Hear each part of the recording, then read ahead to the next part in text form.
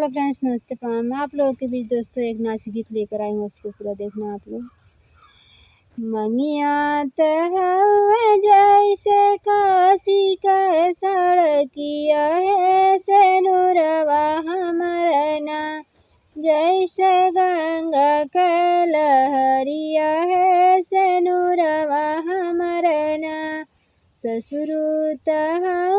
जैसे थान सुबेदरवा है, ससुइया हमारी ना जैसे ताड़कती बिजुलिया है, ससुइया हमारी ना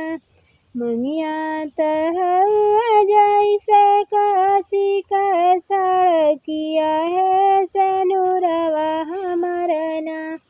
जैसे गंगा का लहरिया है, सेनुरवा हमरना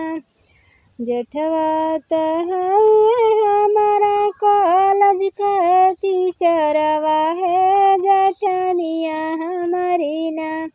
जैसे कोनवा का बिलरिया है, जेठनिया हमारी ना